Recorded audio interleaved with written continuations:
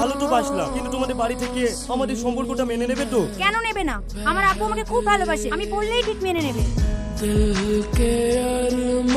দেখো আব্বা, তোমার মেয়ে কলেজের নাম করে ওই পার্কে ভিখারি বাচ্চার সঙ্গে ঘুরে বেড়াচ্ছে। সোনালি, এদিকে আয়। কিছু বলবে আব্বা? আজ থেকে তোকে আর কলেজে যেতে হবে না। কেন?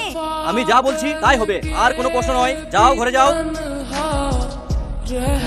কি হয়েছে সোনালি? শফিক, আব্বা আমাকে বাড়ি থেকে বেরোতে দিচ্ছে না। আমাদের সম্পর্কের কথা জেনে গেছে। আব্বা তোর বন্ধু ছেলে রাহুলের সঙ্গে আমার বিয়ে ঠিক করেছে। তুমি কি বলছো?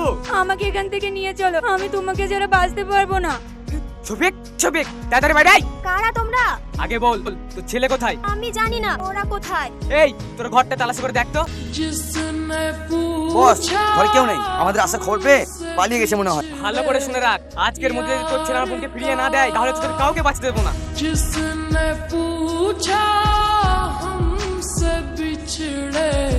এই, তোরা দাঁড়িয়ে কি দেখছিস? মার ওকে। ভাই প্লিজ ওকে মেরো না, ছেড়ে দাও।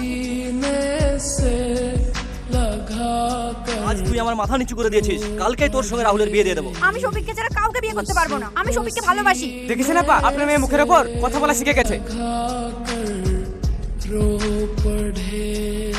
শফিক, আমি অনেক ভেবেছি, একজন বাবার কাছে সন্তানের সুখই সবচেয়ে বড়। আজ থেকে সোনালির দায়িত্ব তোমার।